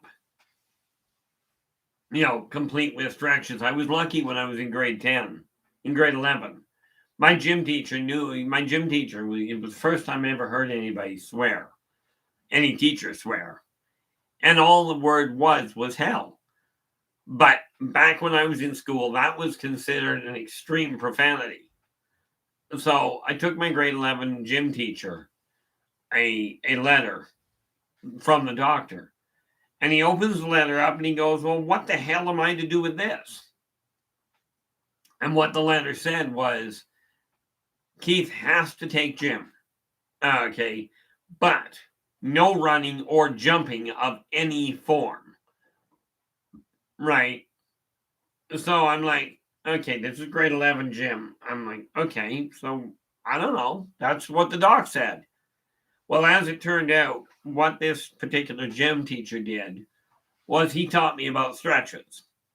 Now, he was the only gym teacher I'd ever run into that when he said he was going to be, when he said, let's go for a 2-mile run, he went for the 2-mile run with us. The only difference was he'd run it backwards and encourage us to keep up. Right. And when he told us we were doing 50 push-ups, he would do 50 push-ups with us. Only he'd do them one-arm push-ups. Okay. Like this was a gym teacher that was absolutely remarkable. And it was that kind of training that has kept me functioning in a lot of ways. But again, it boils down to you look where you are and realize where you are right now is important. How you got there doesn't matter one iota. Okay, it doesn't make one iota of difference how you got where you are. What does matter is where you go from here. Okay, and that's up to you. Hey Nathan, how you doing? Well, I'm trying to find a, in all fairness, Nathan, I'm trying to find a way to regulate it to say I'll be on at this point. But my last 3 days I haven't been on at all. Because, well, frankly, I'm fighting pneumonia. Nope, scratch that. I'm fighting double pneumonia. It's losing.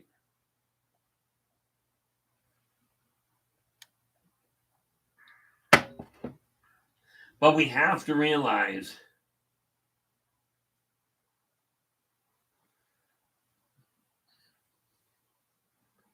with Dr. Ball,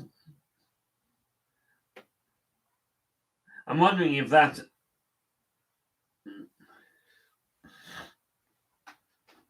working on it, Nathan. It's the first time in 25 years I've actually been ill, aside from heart attack, stroke, couple of tooth infections. But I am bouncing back.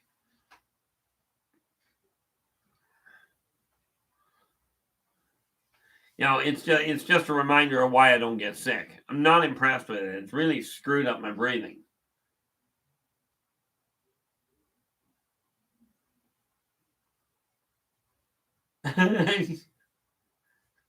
Well, that's an interesting twist. I remember when I was a kid, when I was just a little kid, I'd be about 4 years old.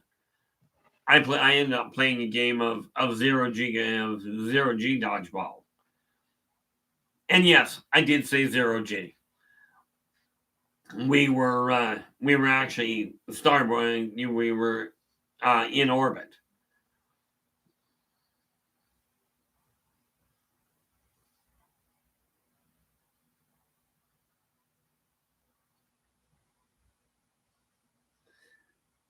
Yeah, it's one of those things, Nathan.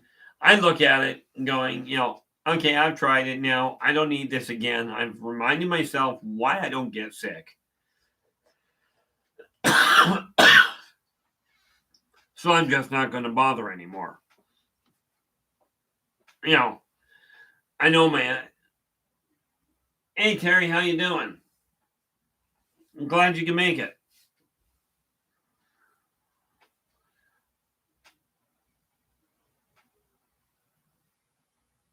Oh, the answer there, YJ. The answer is very, very definitively yes. The first thing you've got to realize is your memory is not gone. The memory of those experiences are actually there. Picture, if you will, a computer. Okay, now bearing in mind, the computer was patterned after the human brain. So, with that in mind, when they wipe out your memory, all they're wiping out is not the memory. They're wiping out the data tree. All you have to do is reprogram the data in the data tree to access what you're looking for. Okay, to access those hidden memories. Now, I will caution you. Okay, I certainly encourage you to do so because it falls under the category of what a friend of mine said one day. He goes, to know oneself is to know all. Meaning, all of those memories, all of them add up to make you who you are. So the easy answer is forget you don't remember them. I know that sounds odd, but if you think about the practicality of it, if you forget you don't remember them, by default you do remember them. Okay. So, but what you do is start with that blank spot that you feel has got to be there. And it may not be a definitive chunk of time that's missing. It may simply be a question of, I believe in this stuff so strongly, I'm sure I've had an encounter. Okay. So what you do is start looking at the evidence. You look at whatever you can quantify if it's possible. Okay. And you focus on just one little aspect. Maybe it's just an image just a fleeting image. Okay. You focus on that. Okay. And then work your way out from there. Now, the same principle applies when you're rebuilding your eyesight. You focus on one little spot and then start expanding that outwards until you can see more. That's how I rebuilt my eyesight. Yes, that is exactly what you're doing.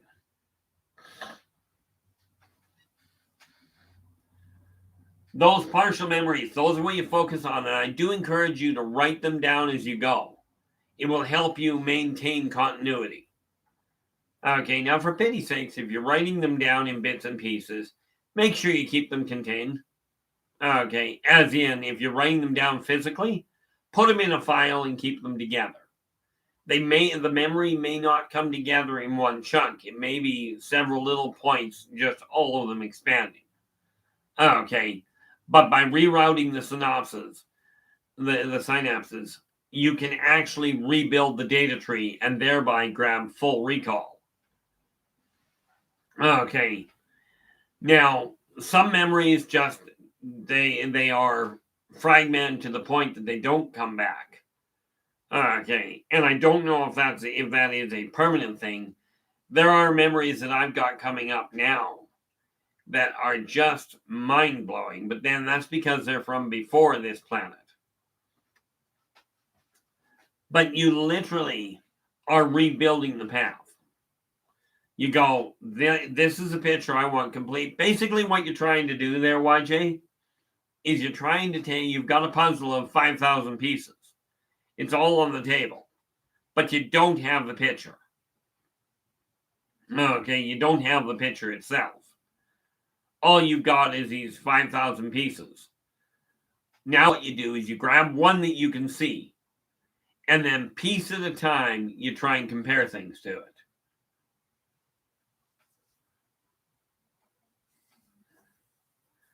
That is exactly what it boils down to there, YJ.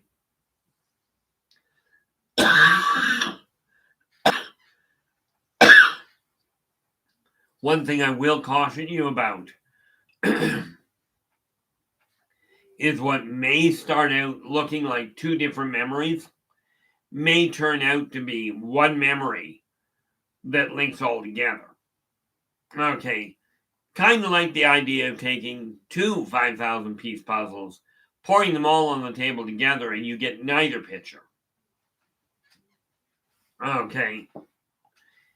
By piecing them together, you'll slowly get it sorted around.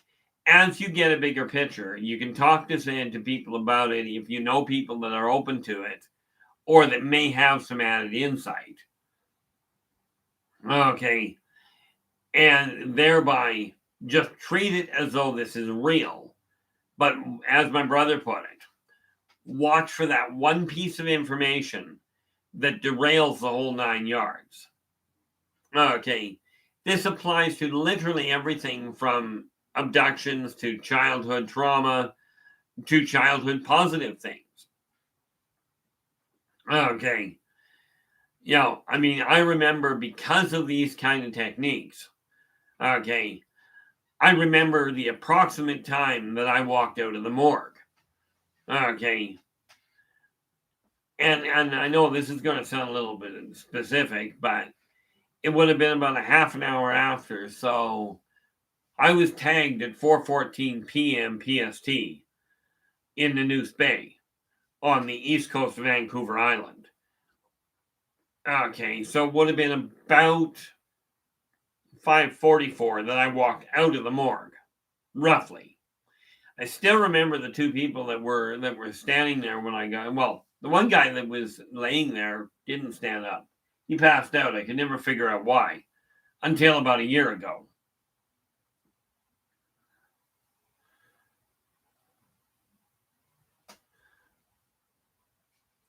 All in all, things are definitely a little screwy on occasion, but it does slowly make sense for you.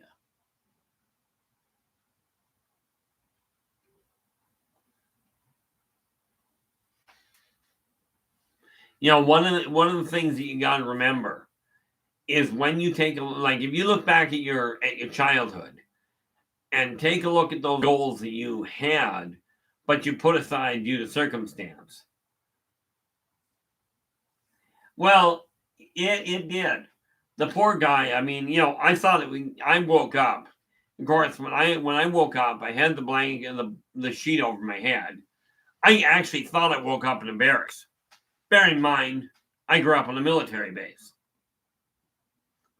So I woke up and I pushed the blanket off and I sat up. Right. And I'm looking around. There's 30 or 40 other beds around, about 3/4 of which were full. And then of course I looked, it's like, okay. So I hopped off the bed, and the first thing I thought was that was a long drop from the bed. So I hit the floor.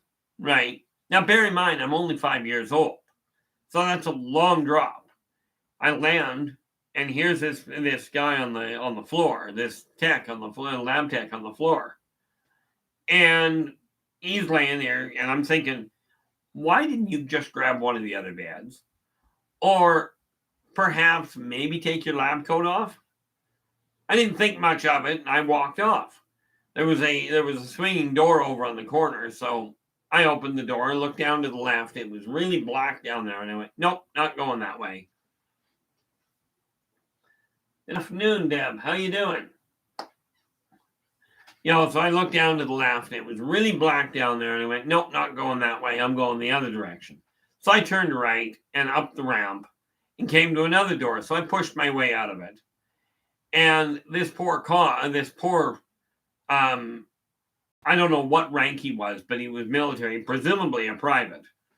But he's sitting there on a stool, and I walk by and he's just looking at me going, holy mackerel. Right. As I walk by him. Now I'm only 5 years old, dressed in a hospital smock. Right. So needless to say, my back end's still hanging out. And this blonde woman leans out through the door as I walk by, out through the window as I walk by. Right. And these two are just staring after me. I walk into the lobby, and here's mom and dad in each other's arms. And, I'm seeing them in each other's arms, and I hear the doctor clear as a bell. I'm sorry, we lost him. Right. So being a 5-year-old and not knowing what was going on, I walked up to dad's pant leg and grabbed him by the pant leg and pulled on it and went, who'd you lose? Well, I'll tell you, it was a shock for them. And that was when they stopped calling me Ronald, which is my first name, and started calling me by Keith. And I can only surmise that was because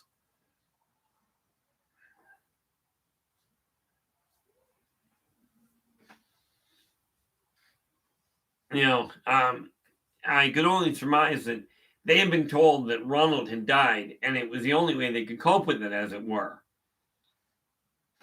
Okay. So that was fine. But it got funnier than heck when you realize the timing of it. Now that was on August 1st of 1968 at approximately 4:14 p.m. Well, approximately 4:44 p.m. Right. And so when you realize that in late 66, early 67, the original Dawn of the Dead came out, okay, it makes perfect sense why the poor mortician passed out. And of course, having my dad 50 years later tell me that it wasn't a barracks I woke up in, it was a morgue, and that all of my memories, every one of them, was absolutely accurate. I'll tell you, it paints a whole new world for you. But it does explain why I don't look at death the way most people do.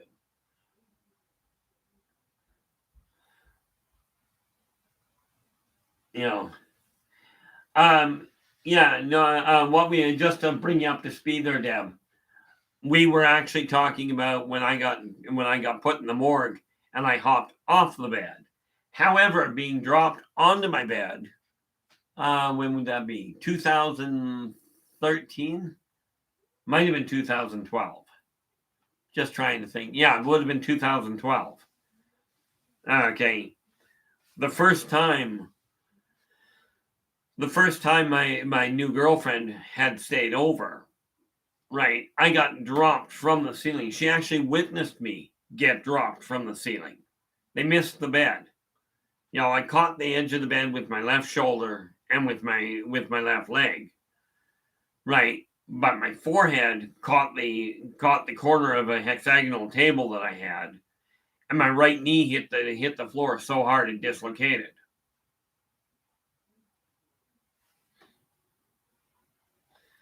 Yeah, 2012 was an interesting year. But, for me, that was just kind of an interesting situation.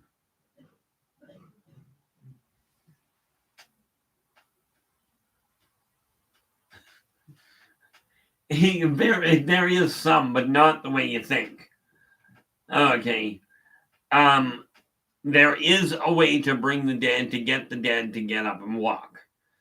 And down in the South Pacific, there are tribes that actually know how to bring the dead back and have them actually walk.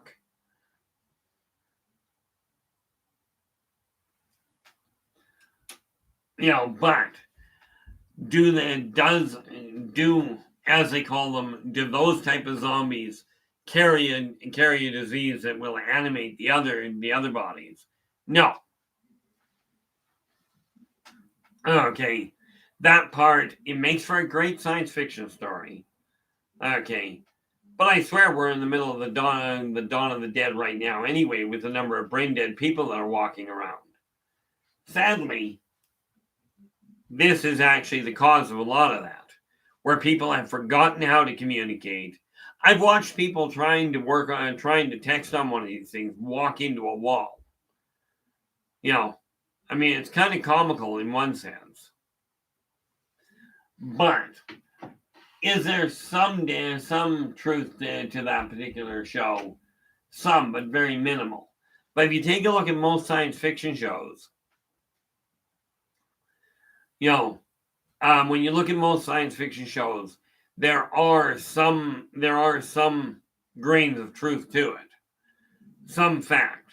For instance, okay, if you take a look at the show Predator, okay, Predator is based on a real entity. Okay, that real entity I've run into head on. Okay. Nice people, not. But they do have a certain sense of focus. Okay. But Predator was based on the race Muldocs, that I come to know as Muldocs. Okay. When you take a look at when you look at the Nordic gods, the Roman gods, the Egyptian gods, okay, these are based on actual races. Okay. Now, do not kid yourself. I am an extremely firm believer in God, in one God, okay, and in Jesus. And no, I'm not going to get up on a pulpit here and start telling you about why.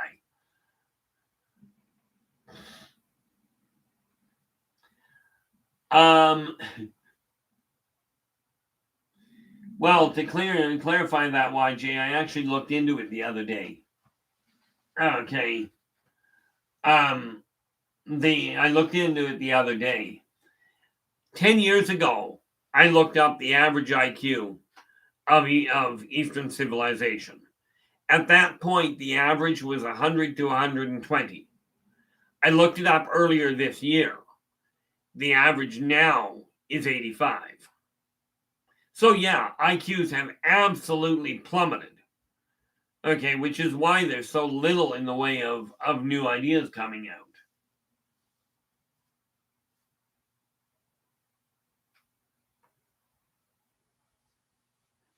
Well, you do realize that IQ, when you think about it, it really boils down to, can you function? Can you think and cover normal things? Not, are you the smartest or are you the fastest at doing things? Yeah, sadly, Deb, that is the case.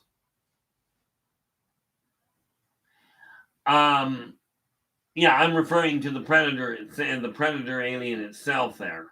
Joe.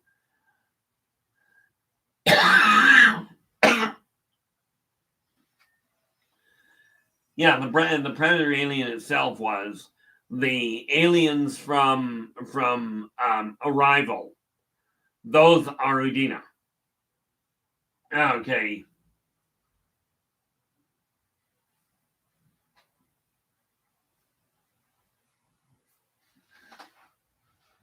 The Udina is a cephalopod. Okay. Very much like what they showed. Okay, and yes, they do have triphasic writing, which is why they showed the writing the way they did. But I'll tell you, it's a royal pain to try and read it.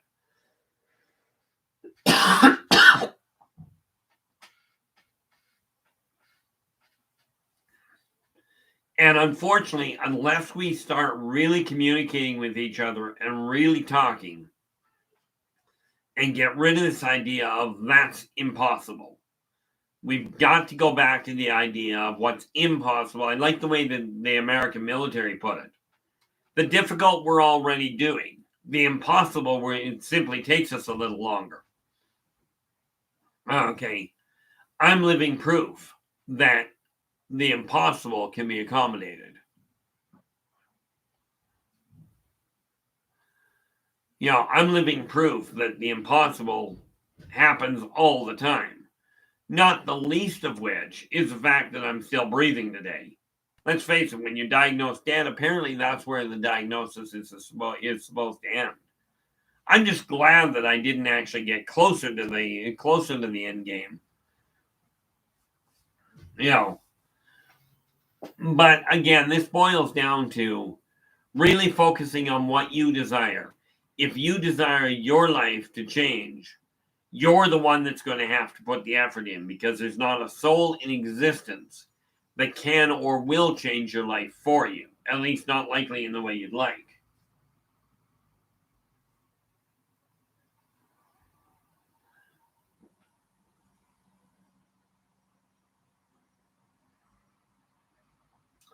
I don't blame you there, Deb. Most people won't talk about it because, unfortunately, even in the in the UFO world, I've seen way too often somebody will say, "Oh, I think I've been abducted," and I've heard people that claim to believe in the UFO phenomenon turn around and tell them, and I've heard remarkably well-known people turn around and tell them, "No, that's just your imagination. That didn't happen." Right. And if the people in the fields that are telling you that they work with this sort of thing, okay, I mean, people have asked me directly if I think they're a hybrid, and I'll flat out tell them I'm not telling you. When the time is right, when your brain can work around it, you'll figure it out one way or the other. But we've got to remember, you know,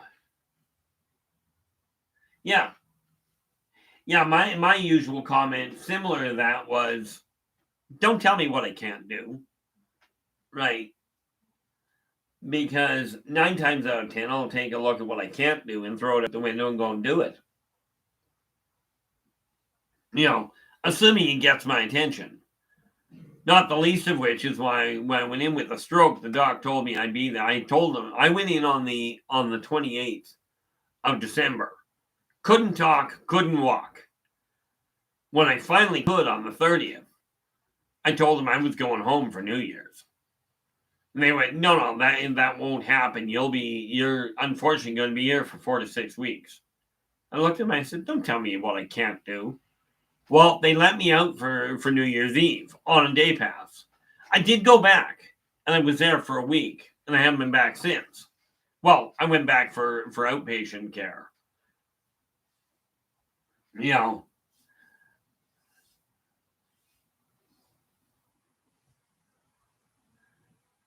yep, that's pretty much an indication.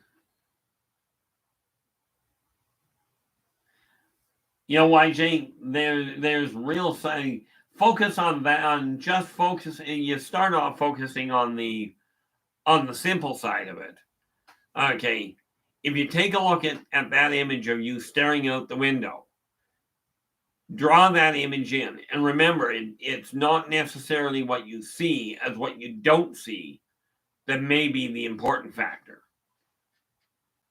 One of the things that people forget when you're striving to bring up old memories of potential abductions, okay, is you may not see the ship, but if you see the stars up there, let's say you've got these stars, okay, and then something goes past them and you watch as it passes, they disappear and then show up again. Okay.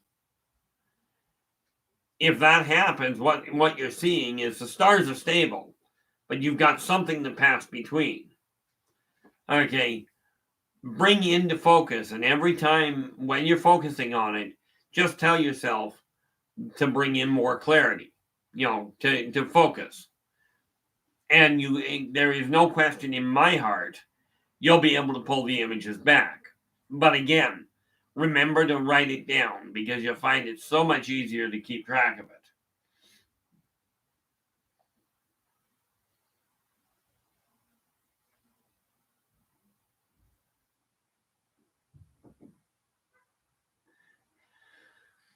If you want circumstantial evidence, YJ, I would say that pretty much gives it.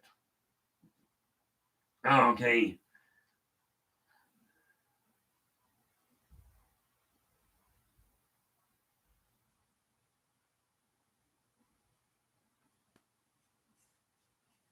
Yeah, this is the sort of thing, Deb. It's these little pieces that we have that people chalk up to it was just a child's nightmare. More often than not, it is. Okay. More often than not, a child will have nightmares. Okay. I know my kids used to worry about it with the branches brushing on the trees. Okay, they would take that and turn it into some horrible monster. And of course, my usual comment to them to get them to calm down was, look, there is nothing more frightening in this house than myself. Okay, maybe a bad way to look at it, but it helped them calm down.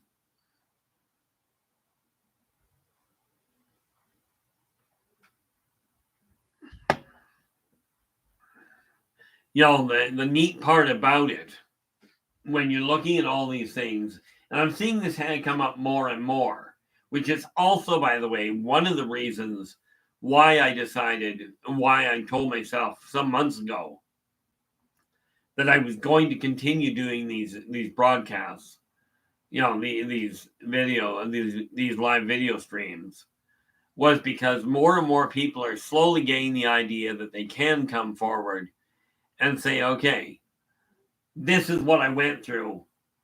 Am I off my nut? And not have somebody look at them and go, oh, you're completely nuts. Of course, I may not be the best person to tell you whether you're completely nuts. Although, in all fairness, I've had 3 independent shrinks tell me my brain is perfectly fine. It just works at a very weird angle.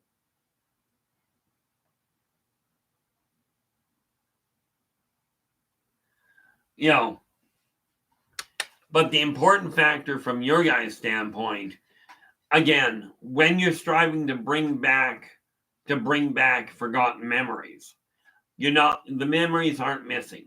All you're doing is rewiring synapses in order to re-access already existing memories. Okay.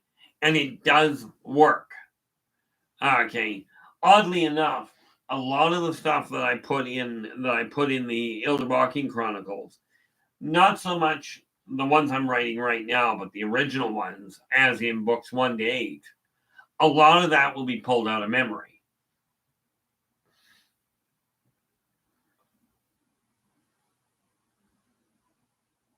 That actually makes sense, YJ.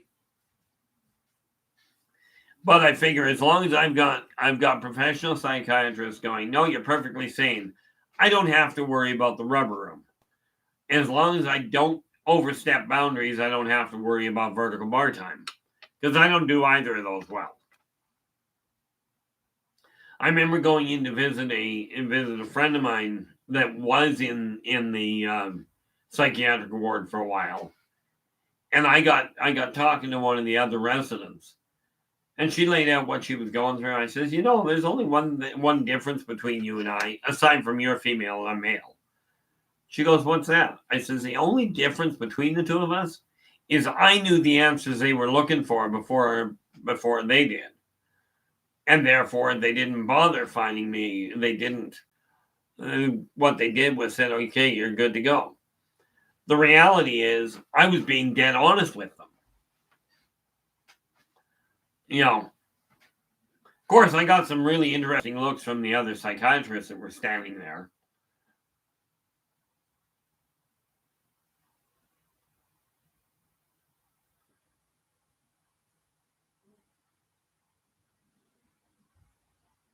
Yeah, you definitely do, Deb. I mean, the reality of marriage, when you look at that, like, I got told the lass I intend on marrying when I get her across the border is 100% blind. Okay. And I got told by one senior, right? He looks at me and goes, why would you even consider marrying somebody totally blind? You're just asking to be a caretaker for the rest of your life. I'm like, you've never met a blind person, have you? Okay.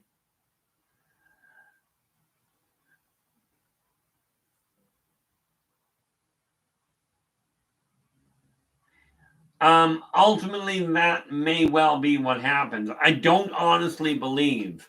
The reality is, YJ, that if a major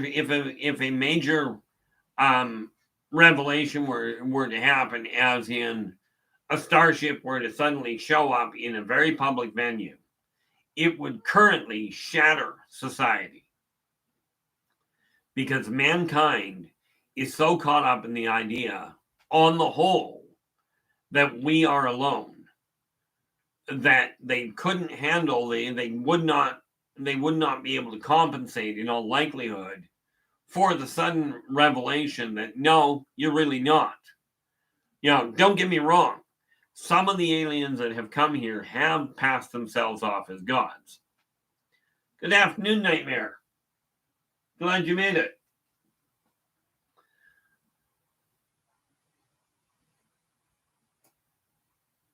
Oh, there is, yeah. Yeah, it's funny. The one I've got, very compassionate, very honest. And, I don't handle technology well, but being blind, she can walk me through technological hiccups and do it in such a way that I can actually figure it out. But it really does boil down to, if the person is open, is caring, and for me, it's a pretty black and white thing. Like I told her, the one critical factor is this, and there's no returning from it. I've seen people get through it. Okay. But fidelity and I have a very simple understanding. In my world, you cheat, the game is over. That's the end of it. But it was funny because when she first brought the idea up, I told her, I said, it's possible. But I said, you got to realize, number one, I'm not moving, period. That's just not open to discussion. And number two, I've got a 15-year-old with mild CP that if he never moves out, that's the way it is. Well, she took about 30 seconds and goes, I can work with it. So we've been together now just over 2 years. As a matter of fact, come to think of it, it would be 2 years ago today. 2 years ago today? Yeah. Yeah, this is 22. 2 years ago today that we actually met. But it's another couple of weeks down the road before we made it official. Okay. But yeah, absolutely. You've got to have somebody. Now, you're not going to know everything about them, But then love and logic don't necessarily go hand in hand. What does go hand in hand is honesty and fidelity. Now on the plus side, from my end, it's real simple. If I'm not willing to tolerate it, I'm certainly not willing to break it either.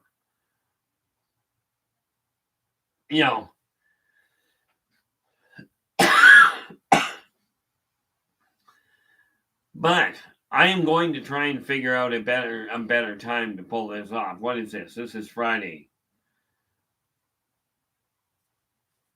So it was actually suggested that I look at coming online at about 9 o'clock in the morning.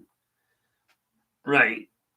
So I'm going to try and work out how to do that on, what is today? Today is Friday, I think. What is today? Yep. Okay.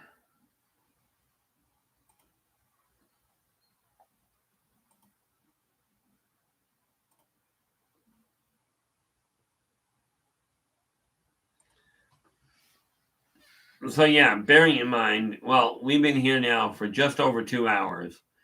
So I think I'm going to bring it to a close because I'm going to go and grab another nap. One of the drawbacks of having pneumonia is it completely buggers up your breathing.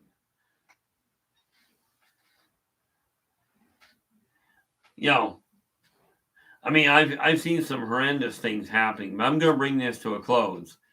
But I'm going to do my level best to be on tomorrow morning and Dave off of Spaced Out Radio suggested, and he's been fabulous as far as guidance goes. He suggested I try and set up to come on at 9 in the morning. Well, I'm usually up by then. Of course, there is that little catch.